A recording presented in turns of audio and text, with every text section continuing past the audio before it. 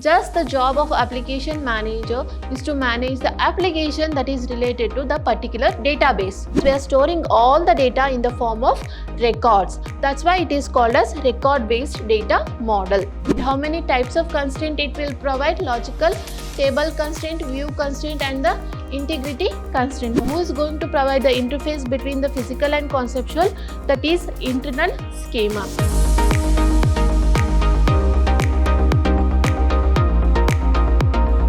Hello everybody, welcome to one more session of the database management system. Myself, Induje, Faculty of Computer Science Department, Vidhyaashram, First Grade College, Temple of Excellence, MYSURU. In the last session, we have discussed the basics of database architecture. In today's class, we are going to discuss database management system section 2. We are going to discuss about the people associated with the database management system. Who are all associated in the database management system? First of all, when we are saying it's a management system, we should have one administrator to manage those systems. So that is what first thing what we have, database administrator. We call him as DBA, database administrator. The person who has a central control over the both data and then the application. The administrator must know in and out of everything. For a real life example, what I can give you is bank manager. Right? Bank manager is the administrator of that particular branch of that bank. Right? He should know how many customers are there, how many employees are there, and what all the functions to be done. Similarly, the database administrator has to know each and everything about the database.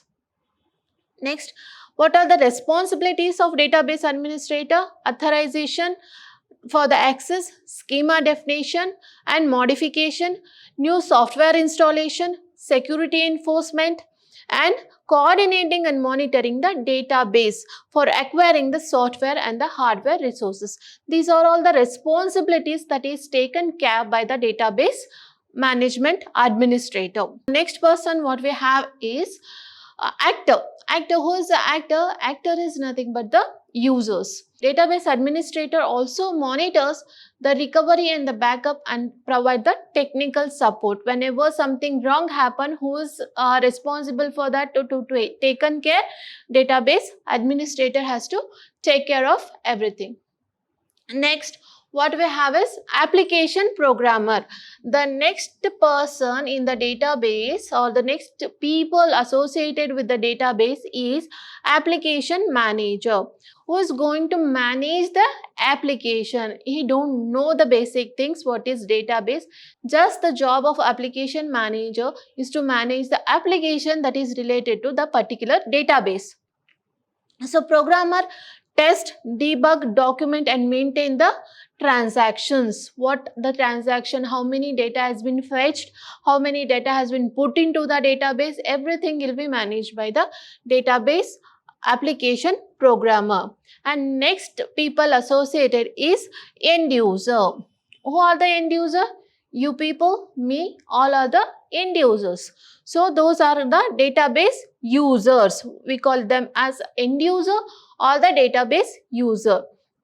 So what generally they will do, people whose job requires access to the database, who is accessing something from the database are called the database user.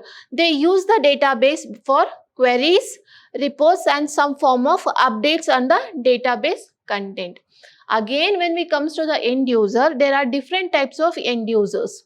So we have a casual end user, native or a parametric end user, sophisticated end user and the standalone end user.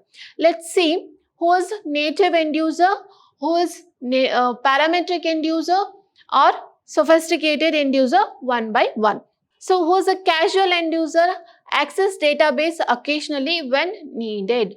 We are not working on, we are not fetching the data of database frequently. Whenever it is needed, we use that. That person is called as casual end user, casually using the database.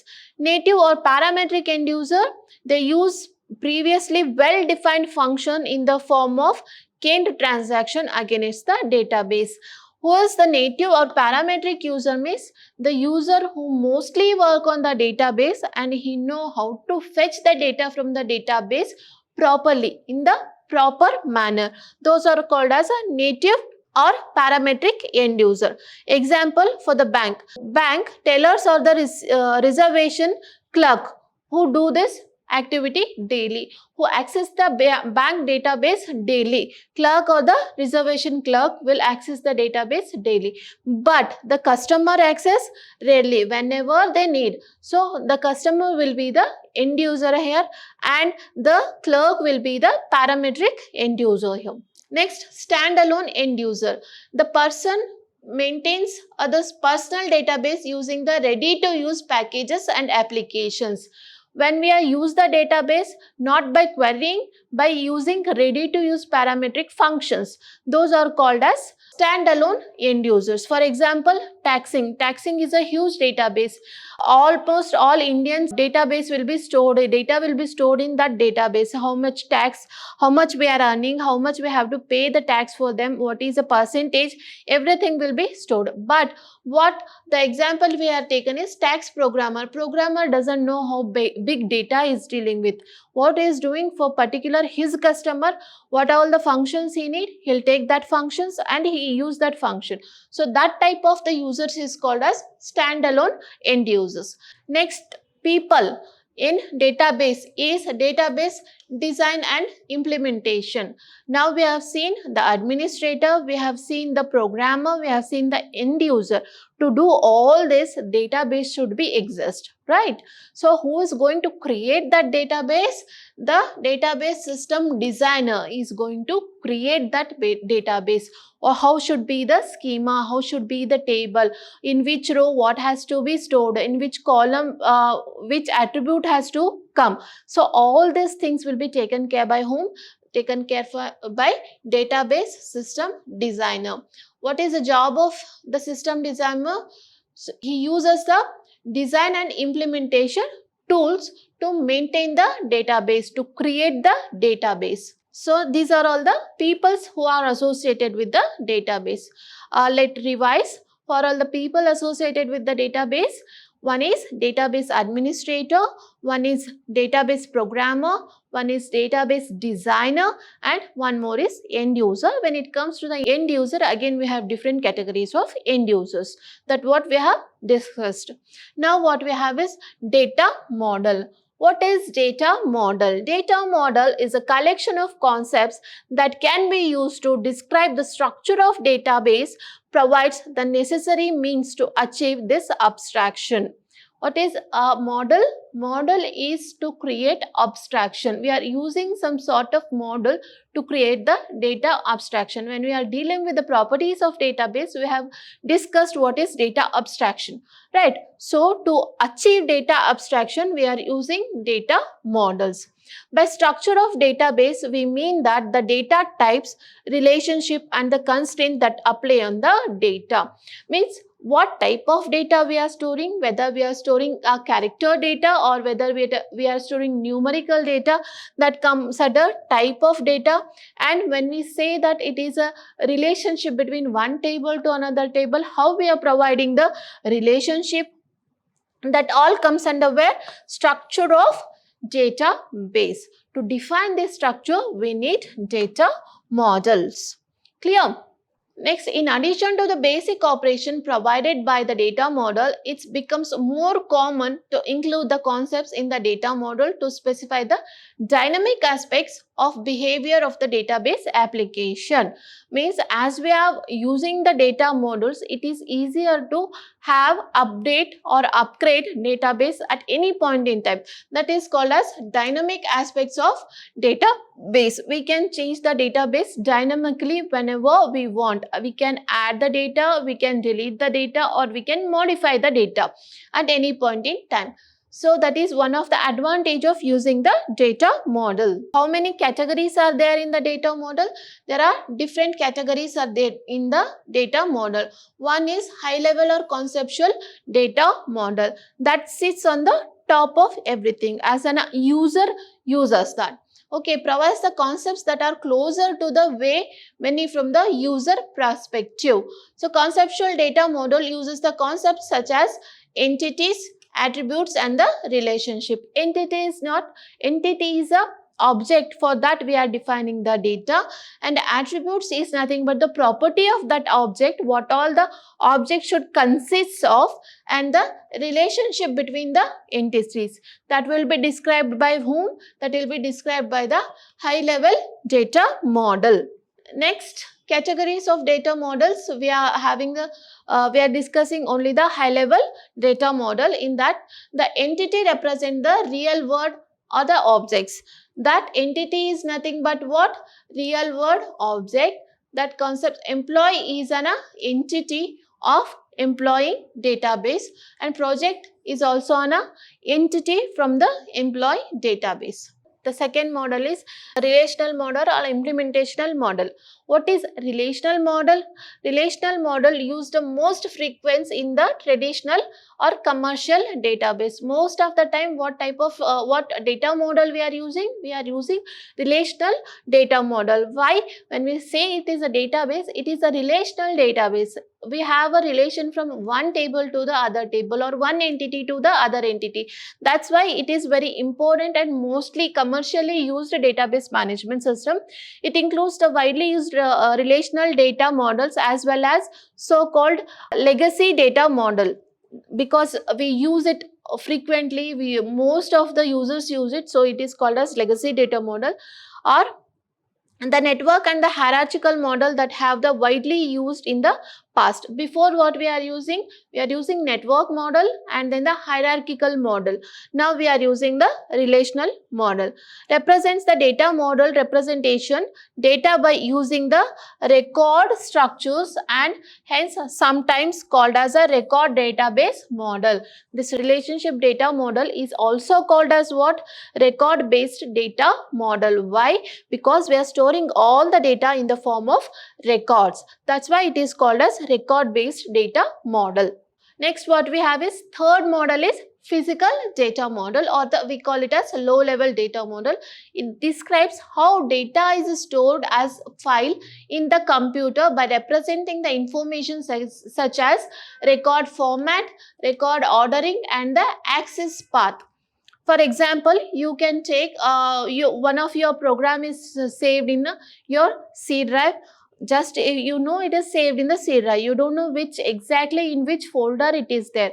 So you should know, to access, you should know the path where data has been saved.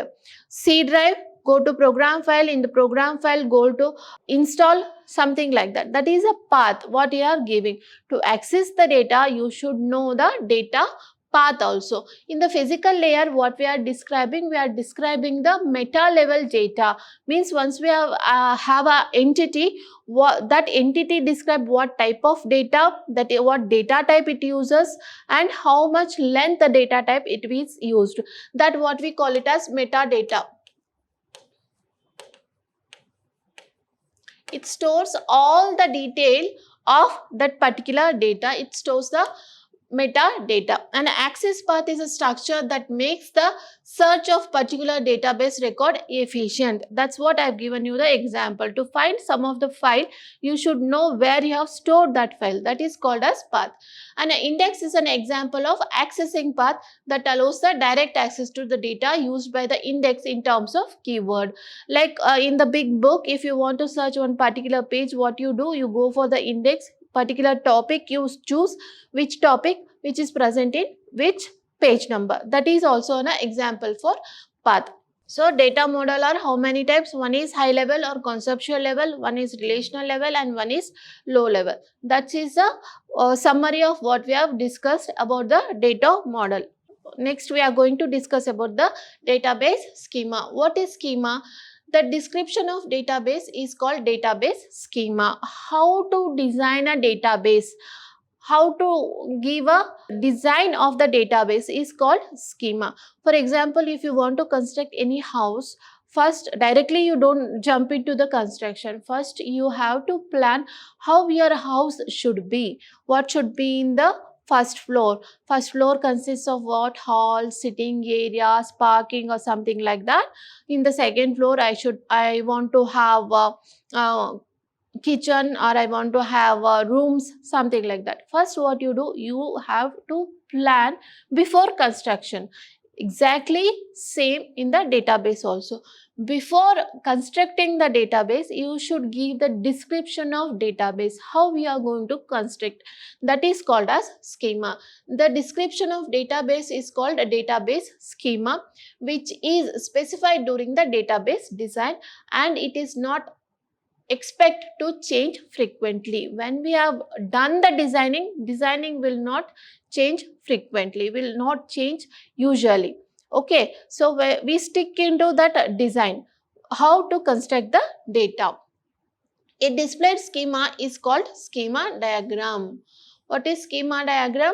The description of database which has been displayed is called schema diagram.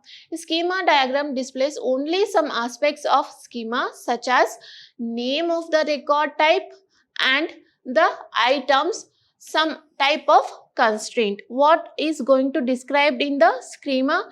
We have to describe the name of the record or name of the entity, which data type that has been used, and how many items it can hold, and some constraint on those entities or those records that will be described by database schema. Database management system is partly responsible for ensuring that every state of the database is valid state, that is a state that satisfy the structure and the constraints specified the schema. When we design the database, this management system has to take care of that structure what we have designed.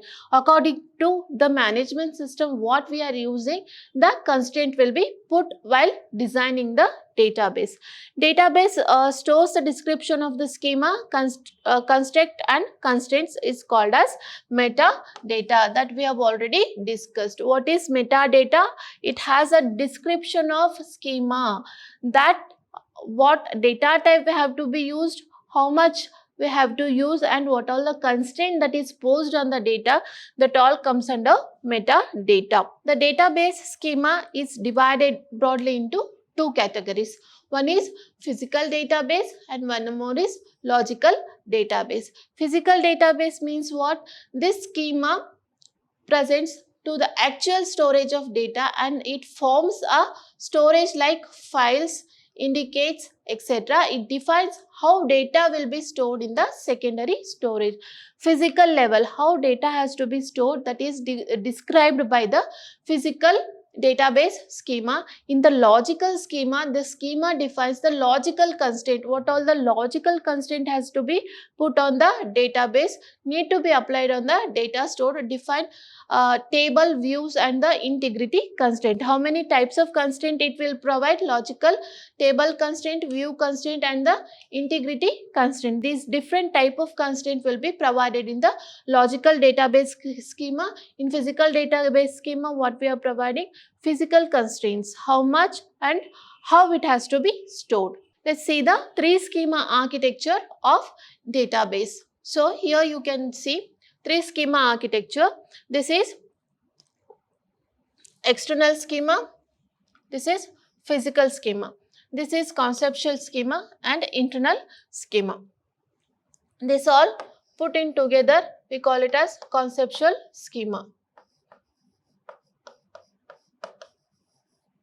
Okay, conceptual schema. What we have in the physical schema? We have physical schema, the files, how the data is stored in the forms of files. So when we are interfacing between the physical schema and the conceptual schema, we have a internal schema. Who is going to provide the interface between the physical and conceptual? That is internal schema. And from the conceptual to the, there is an interface that will be provided by the conceptual level. So this is a internal level, that is physical level, and this is a logical level, conceptual or logical level. That's what we have in the type of schema. What internal schema will be having? Internal schema has which describes the physical storage structure of the database. In the internal schema uses the physical data modules and describe the complete detail of data stored. What we are using? We are using the physical data module to describe the internal schema. And then conceptual level has a conceptual schema where we are using a logical data model to describe the conceptual schema. The structure of the whole database for a community of the users. The conceptual schema hides the details of the physical storage structure and concentrate on describing the entity. What it do, conceptual schema, it will hide the details of physical data. As a user, if I am the user, I don't want how data is stored. I just want to access the data for my purpose. So I don't want to know how data is being stored in the physical level.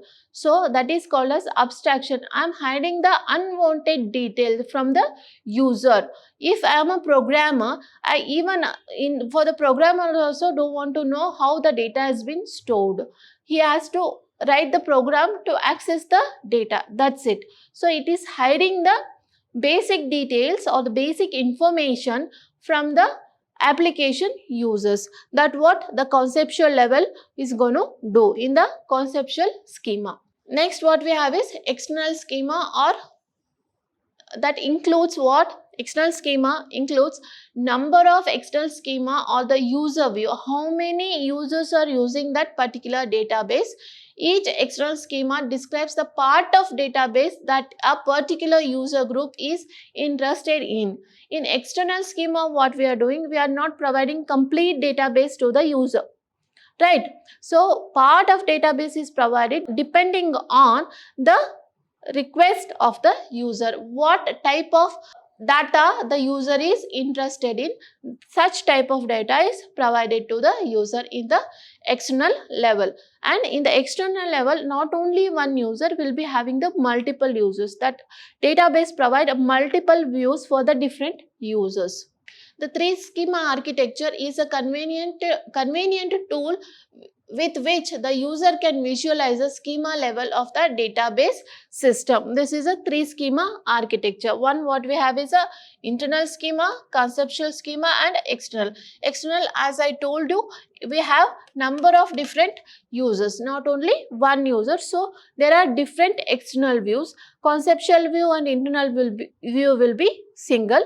Internal schema, what it gives? It will gives the physical data that has been stored in the physical level. Conceptual, what it gives? It will gives the abstraction. Only which is necessary. It will give the data only which is necessary, and for the external view or the external user, it will give depends on their requirement. From transaction between request and then the response is called as mapping. Here what we have is internal mapping. Here external to the conceptual, what we have is external mapping. The concept of request and then the response is called as mapping. If the request is a database retrieval and the data extracted from the stored database must be reinforced to match the user external view, the process of transforming the request and the result between the levels is called mapping. Clear? The process between the requesting the data and the database is responding for that particular request is called mapping. Understood? Thank you.